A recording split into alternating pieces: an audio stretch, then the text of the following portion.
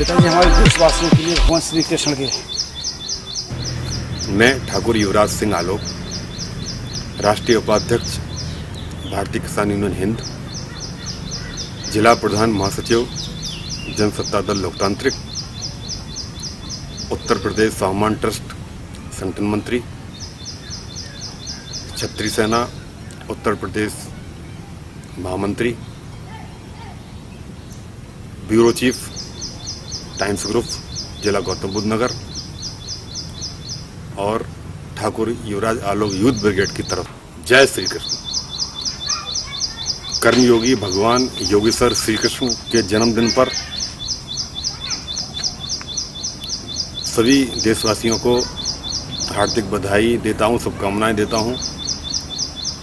और योगेश्वर श्री कृष्ण ने जिस तरीके के मापदंड कर्म को सर्वोपरि रखा, युद्ध क्षेत्र में कुरुक्षेत्र में गीता का जो ज्ञान दिया, और वो गीता एक ऐसी फिलॉसफी है, एक तरीके से आपका जीवन साथी है, जीवन का सच्चा मित्र है।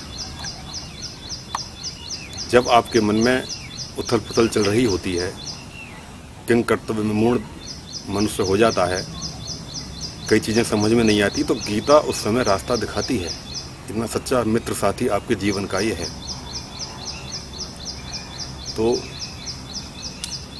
क्योंकि रण के क्षेत्र में गीता बोली गई और स्टेट और देश के पूरे दुनिया के फिलॉसफी में, दर्शन शास्त्र में गीता का अटूट स्थान है। गीता हर जगह पढ़ाई जाती है। तो सभी साथी एक तो गीता का अध्ययन करें, अपने घर में गीता को रखना चाहिए, गीता का अध्ययन करना चाहिए, चाहे आप एक पेज ही पढ़ें। वो हमारे मन को, मस्तिष्क को गलत रास्तों से भटकाने से रोकती है, सच्चे रास्ते पर लेके जाती है। अर्जुन को भगवान श्री कृष्ण ने यही उपदेश दिया था, कर्म ही सब कुछ है। कर्म सब कुछ नहीं होता तो आजकल के जितने भी जेल में सड़ रहे हैं, आसाराम, नित्यानंद, परमानंद, राम रहीम, दाती महाराज और कितने कितने हैं, इन्होंने दूसरों के कर्म सुधारने की कोशिश की, अपने कर्म सुधारना भूल गए। तो कर्म का फल तो मिलना ही मिलना है। गीता में यही कहा गया है, एक प्रोफेसर के लिए या एक वकील के लिए, जो भी जिस क्षेत्र में है, कर्म ही पूजा है।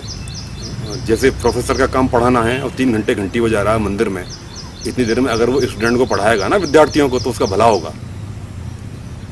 और भगवान श्री कृष्ण ने ये कहा है साफ साफ कि रात्रि जागरण करना करें, अच्छी बात है, आस्था पर क्वेश्चन नहीं है, लेकिन सिर्फ रात्रि जागरण करना, उपवास रखना, घंटे घड़ियाल बजाना, सिर्फ इससे ही भगवान खुश नहीं होता। ये एक सोच से ऊपर की बात है। साधारण बुद्धि को चीज़ें समझ में नहीं आ सकती। आप विशेष रूप से अपने कर्म पर ध्यान करके रखिए।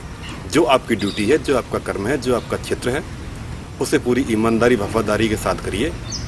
यह हम ऐसा करेंगे तो सच्ची श्रद्धांजलि, सच्चा जन्मदिन हम मनाएंगे भगवान श्री कृष्ण का। एक दिन का उपवास कर लेना, मंदिरों में जाकर घंटी बजा देना, वही काफ़ी नहीं है। कर्मयोगी योगेश्वर भगवान श्री कृष्ण के बताए रास्ते पर भी चलना चाहिए।